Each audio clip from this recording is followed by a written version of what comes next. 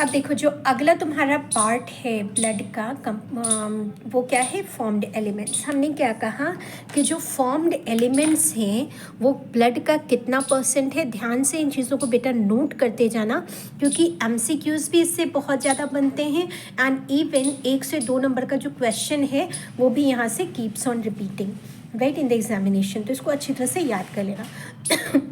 अब formed elements को अगर हम ध्यान देखें, इससे देखें तो इसकी तो 3 मेन कंपोनेंट्स हैं, 3 चीज़ों से मिलकर बना है। Then number 1 used to be erythrocytes. Erythrocytes को ही हम आरबीसी भी कहते हैं, ठीक है। आरबीसी का फुल फॉर्म क्या हुआ, रेड ब्लड सेल्स, ठीक है। कई बुक में तुम्हें कॉर्पस्कल्स भी लिखा हुआ मिल जाएगा, बट एग्जैक्टली क्या लिखेंगे हम, रेड ब्लड सेल्स। उसके बाद आ जाता है ल्यूकोसाइट्स। ल्यूकोसाइट्स का जो दूसरा नाम है बेटा वो हम कह देते हैं WBC, ठीक है, यानी वाइट ब्लड सेल्स। हमारी बॉडी का जो है ना वो डिफेंस मिनिस्टर कह लो, ठीक है जी। हमारी बॉडी का जो मेन डिफेंस मिनिस्टर है वो कौन है, ल्यूकोसाइट्स है, या फिर वाइट ब्लड सेल्स जो हैं वो हम इन्हें कह देते हैं राइट। अब जो तीसरी चीज़ है बच्चे वो क्या आ गई, थ्रोम्बोसाइट्स। और जो थ्रोम्बोसाइट्स है उनको हम कहते हैं कि भाई ये हमारी बॉडी में किसका काम करेंगे, ब्लड को रोक कर रखने का काम करते हैं, ब्लड लॉस को बचाते हैं। कहाँ से बचाएंगे, कैसे बचाएंगे, डिटेलिंग में अभी हम करेंगे, बट इसका जो दूसरा नाम है वो क्या है, प्लेटलेट्स, ठीक है जी। तीनों नाम क्लियर है, तीनों आपने प्रॉपर लिख लिया। 3 मेन चीज़ टाइप के जो हैं वो फॉर्म्ड एलिमेंट्स हैं, कौन कौन से, एरिथ्रोसाइट्स हो गया जिसको हम आरबीसी भी कहते हैं, ल्यूकोसाइट्स हो गया जिसको WBC भी कहते हैं, थ्रोम्बोसाइट्स हो गया जिसको हम प्लेटलेट्स कहते हैं, ठीक है। अब अगर तुम चाहो तो अलग अलग पेज पे नोट्स बना लो। मुझे क्या इजी लगता है कि भाई इनमें से जो नॉर्मली क्वेश्चन आता है ना वो इन टॉपिक्स के ऊपर आता है जो तुम्हें पता होनी चाहिए, ठीक है। तीनों का नंबर क्या है, फॉर्मेशन कहाँ से होती है, शेप कैसा है, लाइफ स्पैन क्या है, और तीनों की जो फंक्शंस हैं वो बहुत इम्पॉर्टेंट है। अगर एनसीईआरटी को ध्यान से देखो बेटा तो एनसीईआरटी की बुक में तीनों चीज़ें जो हैं, ये जो मैंने 5 चीज़ें लिखी हैं, number, formation, shape, life span and function, ठीक है, इन 5 चीज़ों को प्रॉपर जो है वो कंपेयर किया हुआ है। और जब तुम कंपैरिजन वन आफ्टर अनदर करोगे, नंबर किसके ज़्यादा हैं कम हैं, तो तुम्हें अलग अलग जो है ना वो वे आउट मिलता जाएगा। वो वन आफ्टर अनदर मैं एक्सप्लेन कर रही हूँ और साथ के साथ ही लिखूँगी, बाद में I be sharing the whole board all together so that you may prepare a comparative structure also, कि भाई कई बार एग्जाम में आ जाता होता है कि हाँ भाई ठीक है कंपैरेटिव स्ट्रक्चर लिखो। तो on these 5 parameters you may make a comparison of all these 3 and do the needful, ठीक है। तो स्टार्ट करें। पहले तो तीनों का नाम तुम्हें क्लियर हो गया, साइंटिफिक नेम भी क्लियर हो गया एंड जो कॉमन नेम है वो भी क्लियर हो गया।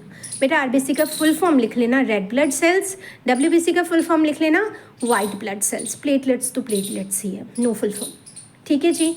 तो सबसे पहला हम आ जाते हैं एरिथ्रोसाइट्स के ऊपर, दैट मीन्स आरबीसी के ऊपर। और आरबीसी में जो पहली चीज़ है ना बेटा वो देखो क्या चीज़ हमें पता करना है। अगर देखा जाए तो ये सबसे ज़्यादा सेल अगर किसी ब्लड में मिलता है, मोस्ट अबंडेंट, अगर तुमसे क्वेश्चन में पूछ ले कि भाई which cell is the most abundant cell, तो जो मोस्ट अबंडेंट है वो कौन सा है भाई, आरबीसी। तो आंखें बंद करके ना आरबीसी का नाम लिख लेना। वो अभी जब हम कंपैरिजन करेंगे इनका तो भी तुम्हें आइडिया मिल जाएगा कि why it is called most abundant, ठीक है। अब देखो नंबर कितना है इसका, 52, जो 5.5 मिलियन है। देखो ध्यान से 5.5 मिलियन है पर mm³, ठीक है, पर mm³ of your blood, right. जो ब्लड का पर mm³ अगर हम देखें कि 1 मिलीमीटर क्यूब में कितना है आरबीसी प्रेजेंट, तो भाई इतना मिलियन जो है वो आरबीसी प्रेजेंट है एक एडल्ट में, एवरेज एडल्ट में इतना आरबीसी प्रेजेंट है, ठीक है। अब फॉर्मेशन सबकी वैसे मोर और लेस एक ही जगह पे फॉर्मेशन होती है, बट इसकी फॉर्मेशन कहाँ पे है बेटा, देखो बोन मैरो, तुम सबको पता है बोन मैरो में तो है, ठीक है। और बोन मैरो कहाँ पे होता है भाई? जो हमारी बोन्स होती हैं उसके अंदर है, ठीक है। अब बोन्स के अंदर देखो दो टाइप के मैरोज प्रेजेंट हैं, एक रेड कलर का है, एक येलो कलर का है।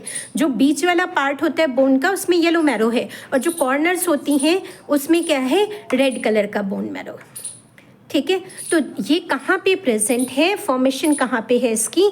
Red bone marrow. बेटा इस चीज़ को अच्छी तरह से करना, रेड बोन मैरो में ये जो है यहाँ पे फॉर्मेशन होती है इसकी, ठीक है जी। कहाँ पे फॉर्म होता है? रेड बोन मैरो में, किसके?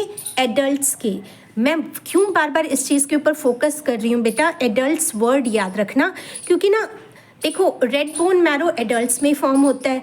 अर्ली स्टेज में जब हम माँ के वुम में होते हैं तो फिर ये कहाँ पे होगा? योक में फॉर्म होगा, है ना, क्योंकि हम उस टाइम तो अंडे के फॉर्म में होते हैं, तो अंडे के योक में फॉर्म होगा, राइट। थोड़े और बड़े होंगे तो लिवर या स्प्लीन में होगा, ठीक है। जो लेट चाइल्ड अगर तुमसे पूछ ले कि एम्ब्रियोनिक स्टेज में कहाँ पे होगा, तो तुम सीधा लिखना। देखो ये वर्ड्स याद रखना बेटा, एम्ब्रियोनिक स्टेज में कहाँ पे होगा, ये तुम्हारी बुक में नहीं मेंशन है, that's why I am not writing, but तुम याद रखना क्योंकि नीट में कई बार पूछ लेते हैं। तो पूछ लें कि अर्ली जो एम्ब्रियोनिक स्टेज है वहाँ पे कहाँ होगा, तो तुमने लिखना योक में, ठीक है जी। अगर तुमसे पूछे लेट एम्ब्रियोनिक स्टेज में कहाँ पे होगा, तो तुम लिख देना कि हाँ भाई स्प्लीन के अंदर या लिवर के अंदर होगा। चलिए आगे। तो तुम्हारी बुक में जो एनसीईआरटी, क्योंकि हम लोग फोकस कर रहे हैं, तो एनसीईआरटी में जो गिवन है वो एडल्ट्स में कहाँ पे फॉर्मेशन हो रही है? रेड बोन मैरो के अंदर। तो we will be focusing on this, ठीक है जी, पक्का।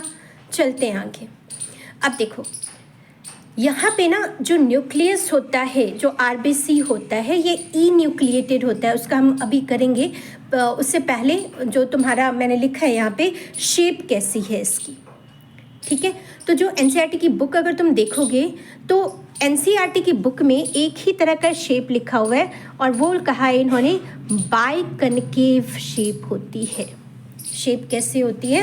बाइकनकेव। लेकिन अगर तुम इसके डायग्राम को देखोगे ना जो नीचे बनी हुई है बुक में, तो उसमें तुम्हें सर्कुलर शेप भी नज़र आ रहा है। तो बाइकनकेव लिख लो, ठीक है जी। सर्कुलर लिख लो, राइट, हाँ जी हाँ जी, राइट। और इसके अलावा भी कितना क्या कैसे चल रहा है, तो आगे देखो लाइफ स्पैन वेरी इंपॉर्टेंट। जो लाइफ स्पैन है इसकी बेटा वो 120 डेज की होती है। दैट मीन्स ये कितने दिन के लिए ज़िंदा रहेगा? 120 दिनों के लिए। इसके बाद क्या होगा भी? उसके बाद ख़त्म, डिस्ट्रॉय हो जाएगा। तो डिस्ट्रॉय कहाँ पे होगा ये ध्यान रखो, destroyed in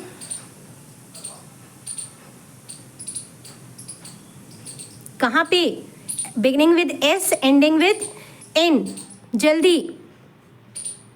spleen, very good.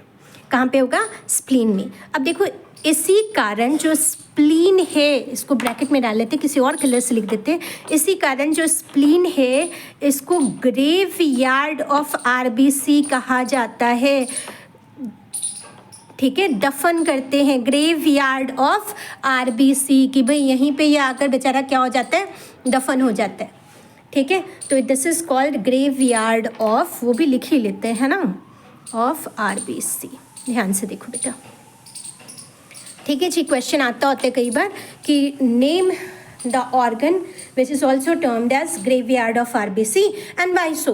तो क्या कहोगे कि भाई after the completion of 120 days of life cycle it use to get destroyed inside the spleen, that's why it is also termed as the graveyard of RBCs. चलिए आगे, पक्का, okay. अब कहते हैं भाई फंक्शन क्या है, तो देखो फंक्शन क्या है इसका, सबसे जो मेन फंक्शन है उसी के ऊपर फोकस करेंगे, ट्रांसपोर्टेशन। Transportation of what? तो रेस्पिरेटरी गैसेस।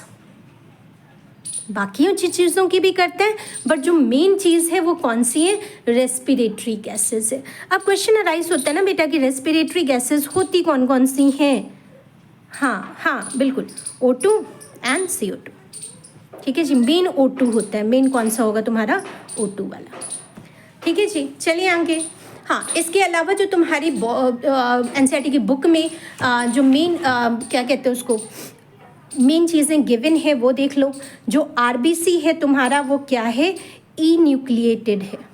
क्या है? ई न्यूक्लिएटेड। ठीक है जी। ई न्यूक्लिएटेड का क्या मतलब?